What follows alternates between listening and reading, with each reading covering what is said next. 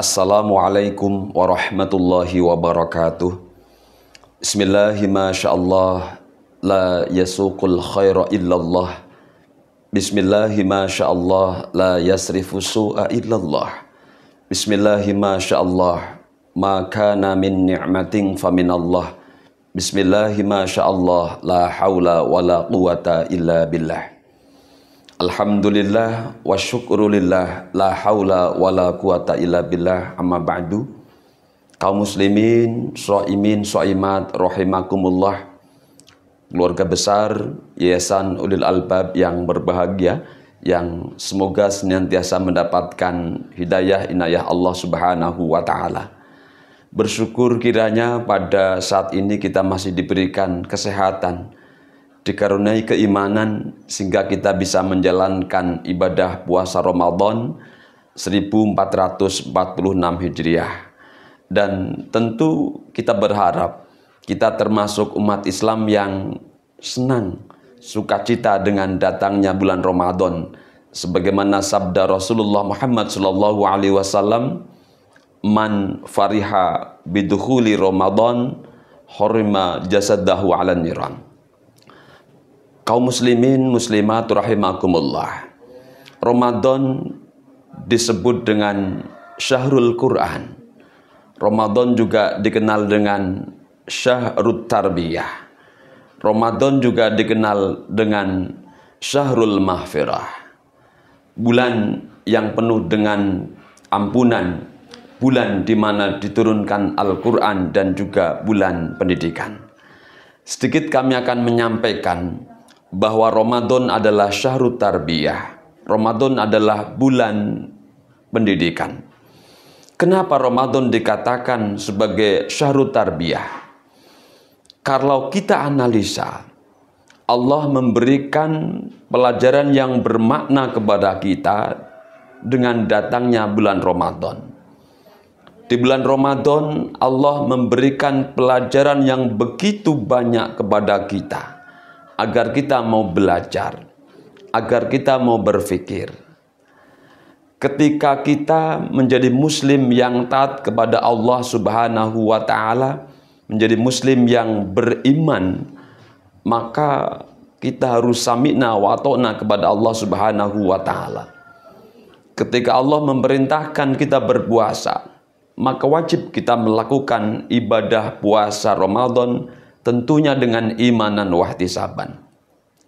Ada beberapa pelajaran yang bisa kita ambil dari Ramadan ini. Apa? Di antaranya kita belajar untuk ikhlas dan ridho terhadap segala perintah dari Allah Subhanahu wa taala. Kemudian yang kedua, kita diajarkan untuk disiplin. Coba ketika kita lihat muslim yang berpuasa di bulan Ramadan, dia harus menjaga diri, tidak makan, tidak minum, tidak berhubungan badan dengan istri atau suami misalkan, dari terbit fajar sampai terbenam matahari. Ini luar biasa. Ada pembiasaan yang luar biasa dari puasa ini.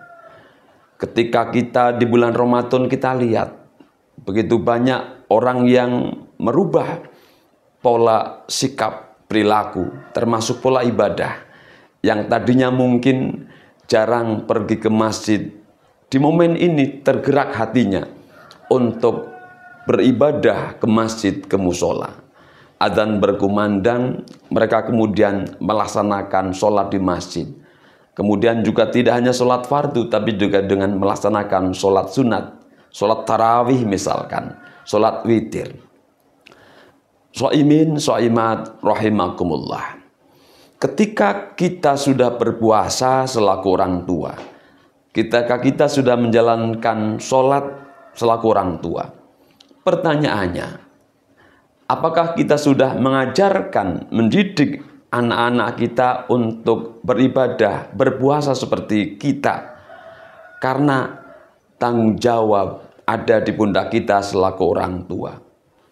Maka ayo kita mulai dari diri sendiri, kita mulai dari keluarga kita, agar anak-anak kita juga mau melaksanakan ibadah puasa. Karena yang terpenting di era sekarang adalah mendidik dengan keteladanan. Uswatun hasanah. Ketika orang tua menyadari bahwa dia adalah pemimpin, dia menyadari kullukum rongin wa kullukum mas'ulun an rongiyatih. Setiap kita adalah pemimpin dan setiap pemimpin akan dimintai pertanggungjawaban atas kepemimpinannya. Nah, anak-anak kita yang sudah mulai berusia 6 tahun, 7 tahun, kita ajarkan mereka ikut berpuasa, tentu dengan kemampuan mereka, kemampuan anak-anak kita. Ini jelas, sama halnya dengan perintah sholat. Ketika kita orang tua mengajarkan anak-anak kita untuk mengerjakan sholat, tentu dengan sabar. Sebagaimana firman Allah Subhanahu wa Ta'ala, wa'mur ahlaka bis sholat wastabir 'alaiha la nas'aluka rizqa nahnu narzuquk wal 'aqibatu littaqwa. Demikian juga Rasulullah Muhammad sallallahu alaihi wasallam bersabda, muru auladakum bis sholat wa hum abnaus sab'ain. Perintahkan anak-anakmu untuk mengerjakan sholat ketika mereka berusia 7 tahun.